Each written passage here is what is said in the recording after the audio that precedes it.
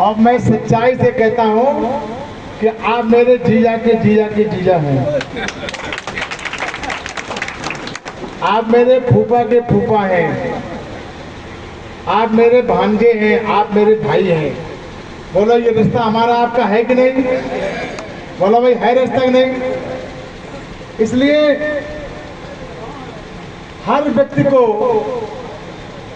सम्मान से, इज्जत से जिंदगी जीने की तमन्ना होती। बोलो भाई होती नहीं होती? जिंदगी केवल खाने पीने और चले जाने के लिए नहीं,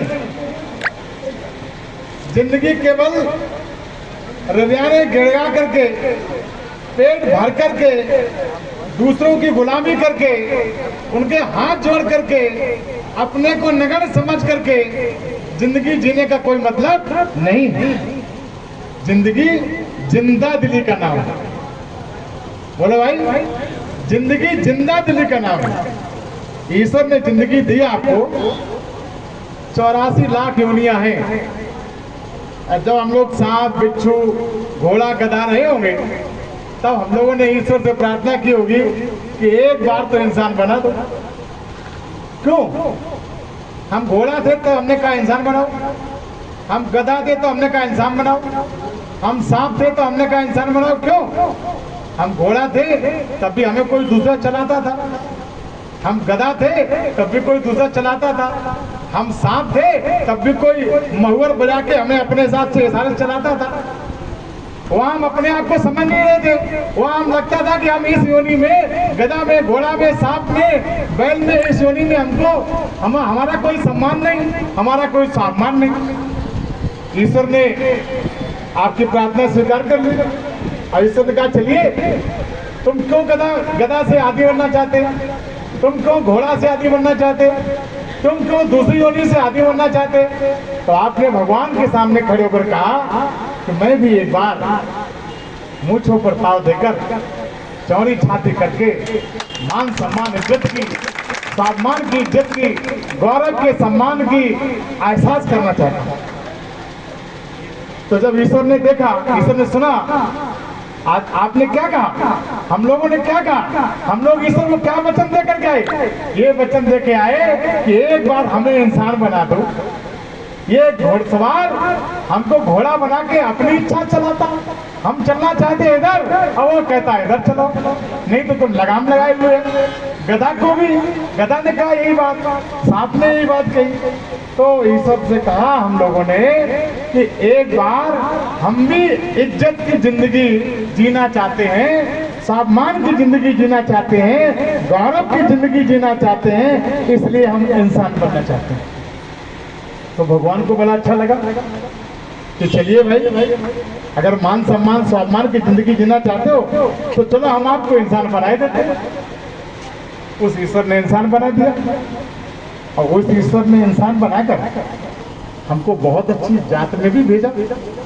भगवान कृष्ण ने जिसके बांसुरी के बल पर, जिसके चक्र सुदर्शन के बल पर अच्छे अच्छे थर-थर कांपते थे, और यदि कोई बदतमीजी करता था तो भरे दरबार में शिषपाल जैसे लोग अपना सर भी कटाते थे। अगर कोई वहां जरूरत करता था उनके अपमान की, तो सुदर्शन चक्र में वो ताकत थी कि भरे दरबार में जहाँ पूरा कौरव दल था, पूरा यादव दल था, वहां भरे दरबार में शिषपाल की गर्दन कटी चली गई। तो इस प्रकार के मान सम्मान की जिंदगी जीने का वादा करके आए हम लोग। और उस परम पिता परमात्मा ने कहा कि तुम इज्जत की जिंदगी जीना चाहते हो तो ऐसे कुल में भेजता हूँ जिस कुल में आन मान शान का एक इतिहास रहा। और हम आ गए उस कुल में, जन्म ले लिया। और हमने जब जन्म लिया हमारे पुरखों ने, तो हमारे पुरखे राजे महाराजा थे, भाई हमारे पुरखे दरबार चलाया करते थे, रूपधनी, उड़ावर, धारावल, सब में आपको जानकारी है।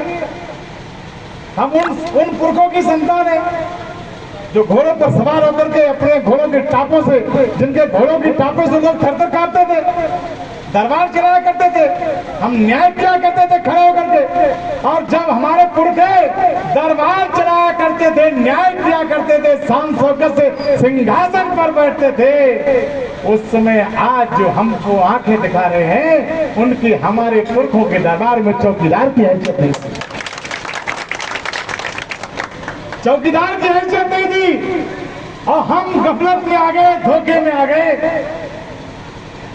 हमने कौए के बच्चे को कोयल का बच्चा समझा और कोयल का बच्चा समझ करके उसको पाला पोसा, अपना बच्चा समझ लिया और पाल पोस करके जब वो बड़ा हुआ तो कौआ कौए में चला गया। आपकी सब मेहनत बेकार चली। जिंदाबाद जिंदाबाद जिंदाबाद पार्टी जिंदाबाद जिंदाबाद जिंदाबाद। एक इतिहासकार ने कहा है कि यदि ईमानदार लोग, यदि इज्जतदार लोग, यदि भले लोग राजनीति करना बंद कर देंगे तो पागल पागल लोग आपके ऊपर शासन करेंगे। पागल लोग आप पर शासन करेंगे। ये राजनीति आपकी है, आप इसको छोड़िए नहीं। आप राजनीति करते रहे, हमारे पुरखे राजनीति करते रहे, हम इसको छोड़ते चले जा रहे हैं और जैसे जैसे हम इसको छोड़ते चले जा रहे हैं वैसे वैसे लोग हम पर हावी होते चले जा रहे हैं। गाजीपुर से गाजियाबाद तक मैं अपने तमाम जीजा फूफा भाइयों के चरणों को प्रणाम करता हुआ ये बात कहना चाहता हूँ कि आपसे कोई पूछे कि 90% की आबादी आपके समाज की है, उत्तर प्रदेश में 90% घोष यादव है। आप बताओ अपने घोष यादव का नाम, कौन नेता है आपका? बोलो भाई, कौन नेता है आपका? 90% घोष यादव वाली आबादी का कौन नेता है आपका? हमारी 2 करोड़ 80 लाख की आबादी है। 2 करोड़ 80 लाख की आबादी है। 2 करोड़ 80 लाख की आबादी वाले लोग आज निरी निष्काम लाचार गिड़ाते हुए दिखाई दे। और आज हम डर रहे हैं। और किनसे डर रहे हैं? जिनको हमने ही ताकतवर बनाए। हमारी ही बिल्ली हम पर ही म्याऊं कर रही है। सोचेंगे ना, हमारी ही ताकत कितनी बड़ी विडंबना है हमारे समाज की कि हम अपनी ही ताकत के द्वारा बनाए हुए जो लोग हैं हम उनसे ही डर रहे हैं। लेकिन मैं ये कहना चाहता हूं कि आप डरिए नहीं। डरपोक समझकर मेरी बुआ आपको मेरे पुरखों ने नहीं ब्याही थी। डरपोक समझकर मेरी बहन आपको नहीं ब्याही गई। डरपोक समझकर मेरी भतीजी आपको नहीं ब्याही गई। आप बहुत ताकतवर हैं, आप स्वाभिमानी हैं, आप इज्जत वाले हैं। आपका जो पवित्र खून है वो उन लोगों का नहीं है। जो लोग हम पर गुर्राते हैं, हम पर आंख दिखाते हैं, और ये क्यों गुर्राते हैं? इसलिए कि इनके गुर्राने की ताकत हम नहीं लगाई। आज मेरे ही द्वारा लगाए हुए खम्भों पर ये अपना 5 स्टार महल बनाए हैं। मेरे ही खम्भे हैं और आपसे कहते हैं कि तुम घुसीटा कुछ हो ही नहीं। तुम्हारा मतलब क्या है? तुम राजनीति करना जानते ही नहीं, तुम्हें राजनीति करनी आती नहीं। तो हमें राजनीति करनी नहीं आती, ये इनको सिखाने की जरूरत है कि नहीं? बोलो भाई, जोर से बोलो, जरूरत है कि नहीं? हमको भी राजनीति करनी आती है, ये इनको सिखाना है कि नहीं सिखाना? ये इनको दिखाना है कि नहीं दिखाना? जो सब दिखाना नहीं। अभी तो ये लड़ाई है, हमें इनको ये दिखाना है कि हम ही राजनीति करते हैं। 200 वर्ष पहले,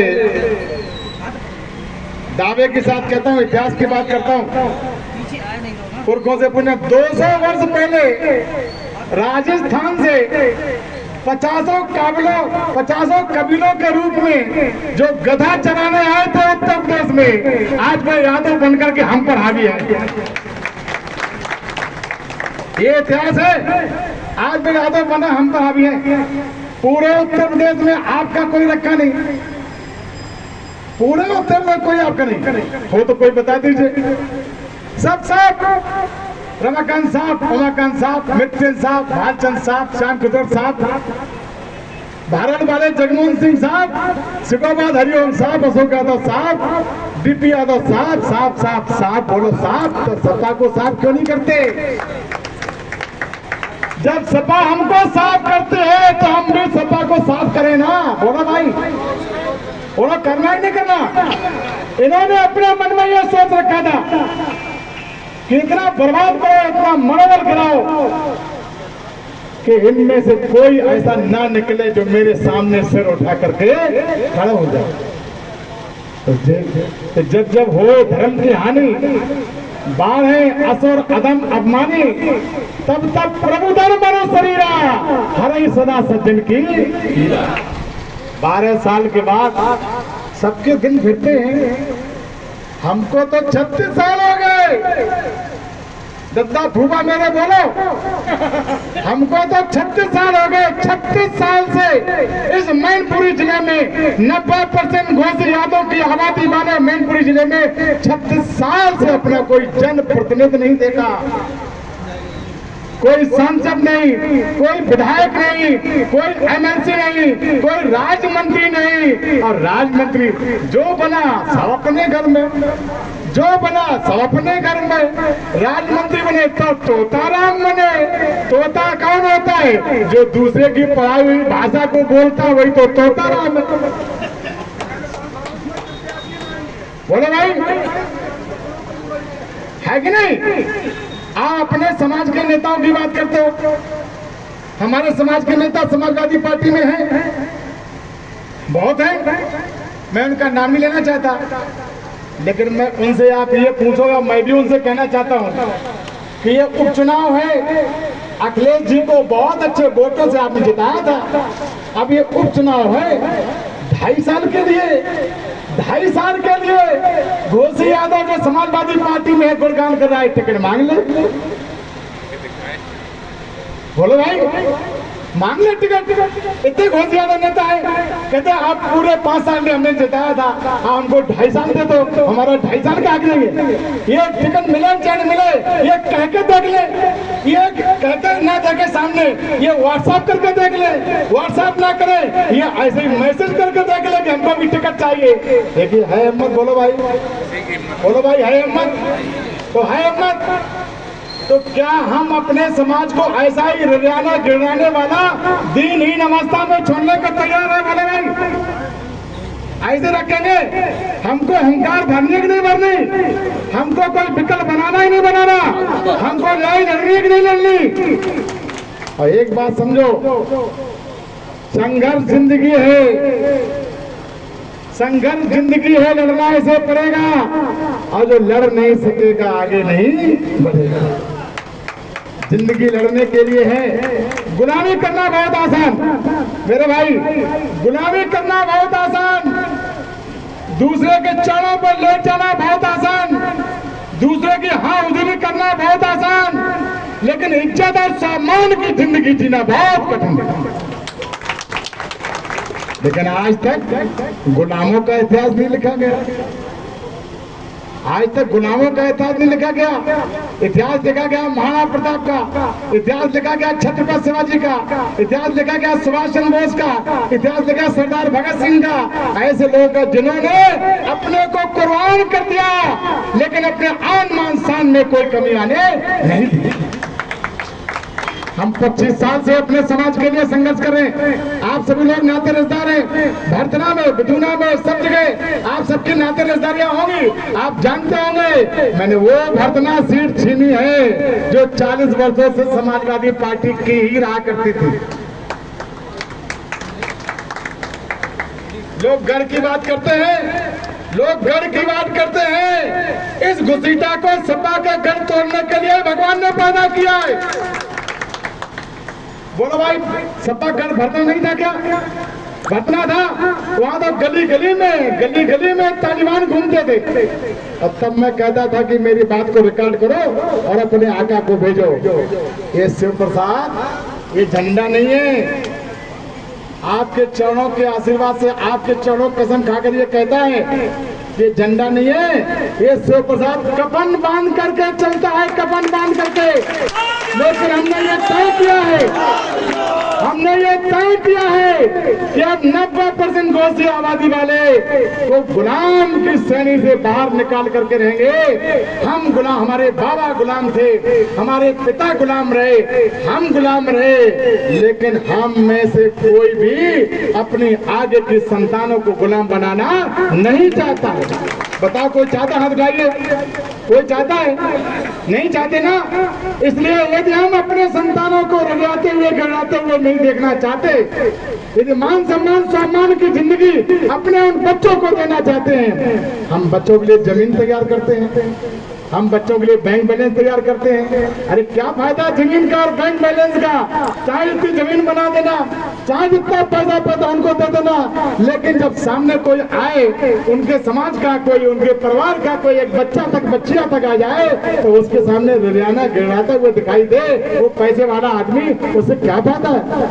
अरे मुंह पर ताव दे करके, सीना तान करके, छाती चौड़ी करके जीने में जो मजा है वो रियाने गिराने में नहीं है।